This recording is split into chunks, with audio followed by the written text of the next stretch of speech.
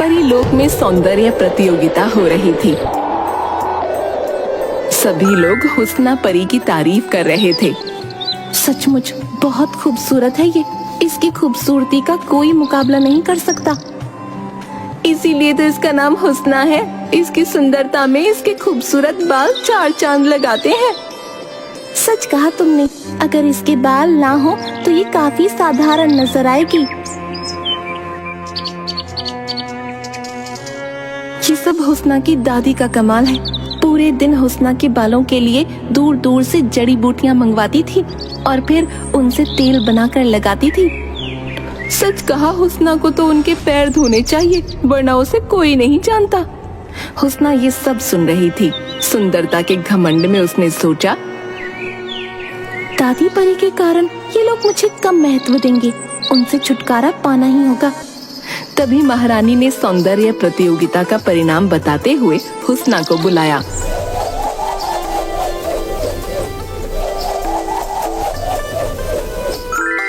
हुस्ना, तुम्हें परीलोक की सबसे सुंदर परी होने का खिताब दिया जाता है। आज से तुम्हें मल्लिका के नाम से बुलाया जाएगा और तुमको मेरी खास परी नियुक्त किया जाता है। धन्यवाद महारानी, आपने मुझे तरह तरह की खूबसूरत पोशाकें और हीरे जवाहरात से भर दिया है। मैं हमेशा आपकी वफादार रहूंगी। जब वापस वो अपने घर पहुंचती है तो उसकी बूढ़ी परी दादी उसकी नजर उतारती हैं। मैं परीलोक की सबसे सुंदर परी हूँ। इस बूढ़ी परी को मेरे सामने से हटाओ। इसे देखकर मुझे बदसूरती का अनुभव होता है। और याद रखना, आज के बाद तुम सब मेरे पैरों की तरफ देखकर मुझसे बात करोगे। लेकिन ऐसा क्यों? ये आपकी दादी है। दादी, ये सिर्फ एक बूढ़ी परी है। तुम सब साधारण हो। मेरे सौंदर्य को किसी की नजर नहीं लगनी चाहिए। सभी परियां हुस्ना का घमंड देखकर वहां से चली जाती हैं। हुस्ना, मैंने तुझे पाल पोस कर बड़ा किया है। मुझ पर दया कर और मुझे यहीं रहने दे। गुस्ताख औरत, मैं मल्लिका हूँ, दुनिया की सबसे सुंदर औरत। तूने मुझे पाल पोस कर बड़ा नहीं किया है, बल्कि मेरी सेवा की है। सैनिकों, इसे मौत के घाट उतार दो। हुस्ना, तू मेरा एहसान भी भूल गई। बहुत पछताएगी तू। तुझे शाप देती हूँ मैं, तेरा घमंड तुझे बर्बाद कर देगा। देख क्या रहे हो सैनिकों? इस गुस्ताख को ले जाओ और जंगल में चील कौओं का शिकार बन जाने दो। ये महल में नजर ना आए। सैनिक बूढ़ी परी को लेकर चले जाते हैं। धीरे धीरे समय गुजरने लगता है। हुस्ना अपने घमंड के कारण किसी की भी मदद नहीं करती और जो परी भी उसे खूबसूरत नजर आती उसके वो बाल कटवा देती और कहती, आज के बाद तुम्हें इसी तरह बिना बालों के अपने मुंह को काला करके रहना होगा, वरना तुम्हें महल में आने की इजाजत नहीं है। 10 साल बीत गए।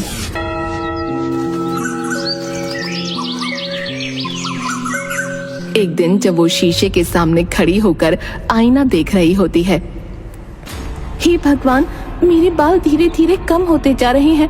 आंखों की चमक खत्म हो गई है। अब मुझ में पहले जैसा आकर्षण नहीं रहा। हुस्ना सोचती है, अब मेरी मदद सिर्फ काली परी ही कर सकती है। उसको संदेशा भिजवाना होगा। वो एक कबूतर के पैर में काली परी को बुलाने का संदेशा बांधकर भेज देती है।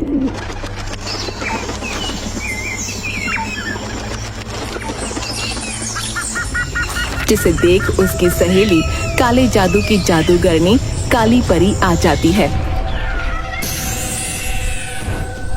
हुस्ना, धीरे धीरे उम्र के साथ तेरी सुंदरता नष्ट होने लगेगी। अपनी सुंदरता को बचाने के लिए तुझे काले जादू का सहारा लेना होगा। मुझे तेरी मदद चाहिए। मैं तेरी जादुई शक्तियों से अपने सौंदर्य को बरकरार रखूंगी। ठीक है, पर इसका सिर्फ एक ही इलाज है। तू जल्दी से जल्दी अपने लिए किसी खूबसूरत औरत का इंतजाम कर। तुझे उसके खून से स्नान करना होगा। हर 10 साल के बाद तुझे ऐसा ही करना होगा और अपने आसपास अपने से ज्यादा खूबसूरत या जवान औरत को न रहने देना। ये तो ठीक है काली, लेकिन ये बताओ, मैं खूबसूरत औरत को ढूंढूंगी कहाँ?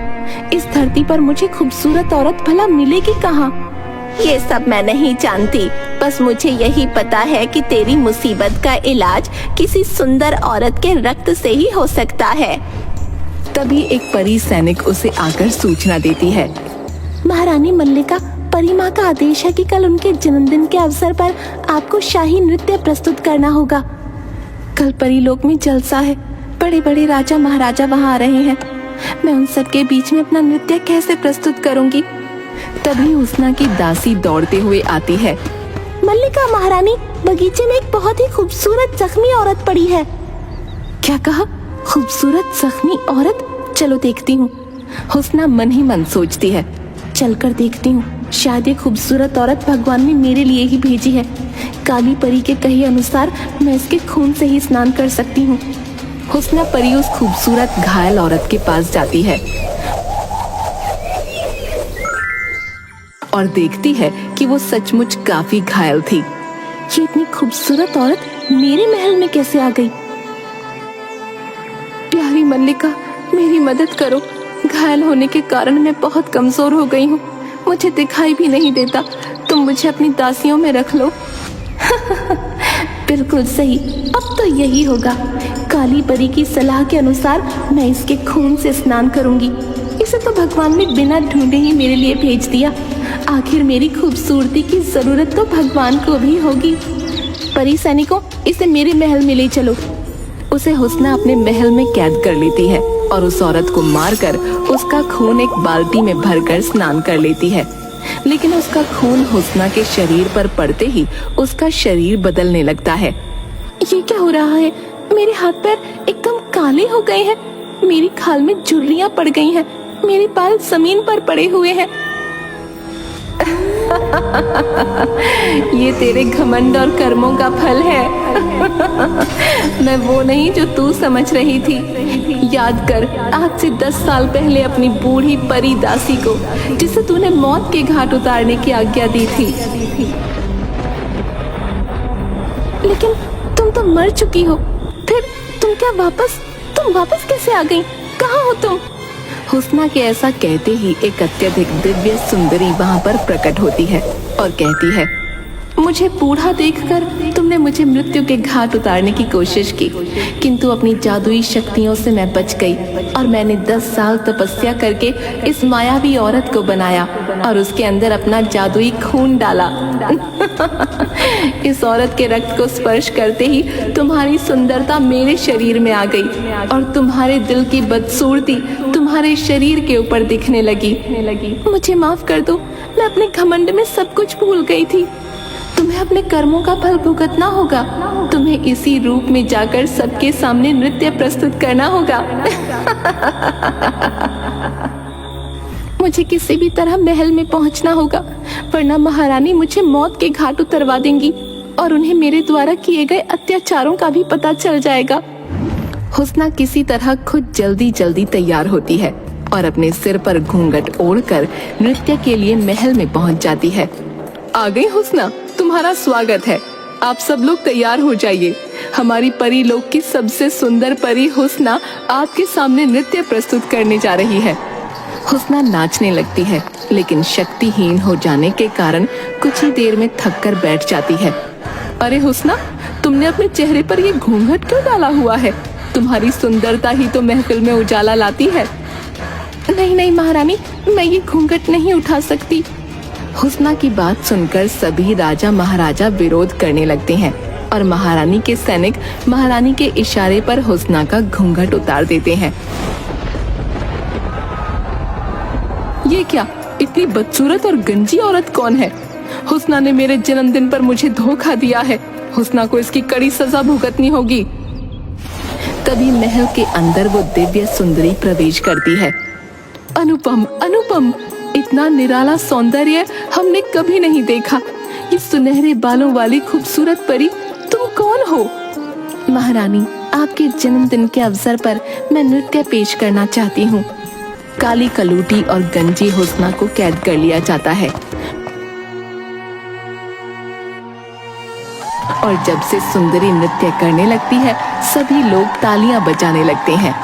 हम तुम्हारे नृत्य से बहुत खुश हैं और आज से तुम्हें राज्य सुंदरी घोषित करते हैं। बोलो, तुम्हें क्या चाहिए? महारानी, मैं चाहती हूँ कि हुस्ना की सभी दासियों को महल में बुलाया जाए। सभी दासियां अपने गंजे सर और काले चेहरे लेकर दरबार में आती हैं। ये मैं क्या देख रही हूँ?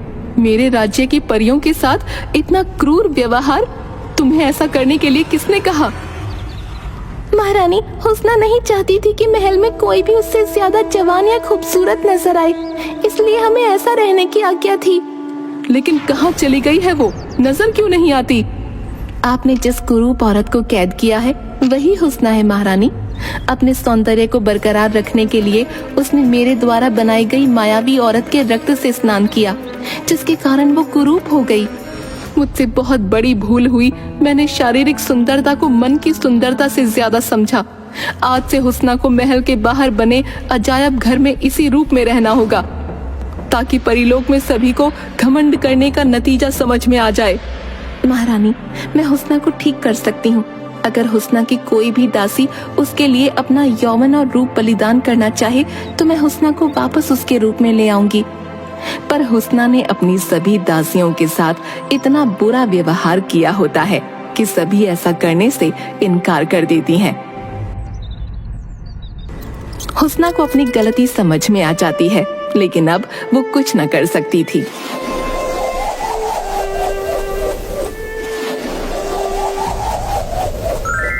हुस्ना पश्चाताप में रोने लगती है और बोलती है, महारानी, मुझे क्षमा कर दीजिए।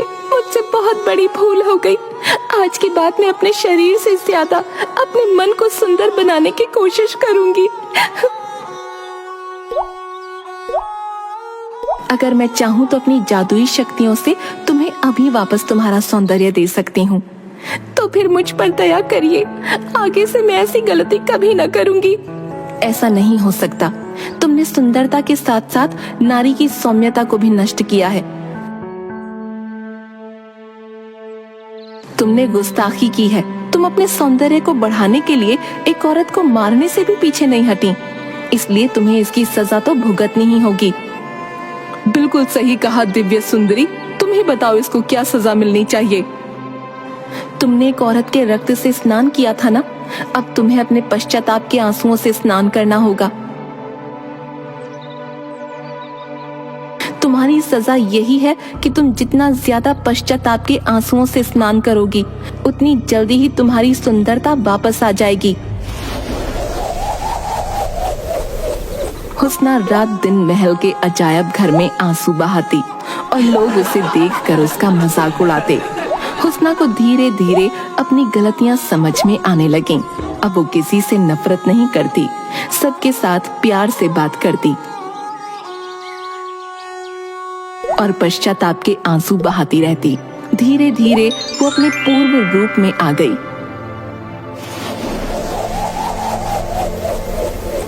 और वहां रानी ने उसे क्षमा कर दिया। इसके बाद उसने कभी घमंड नहीं किया और दिव्य परी ने उसको और भी खूबसूरत बना दिया। सभी परीलोक में खुशी खुशी रहने लगे।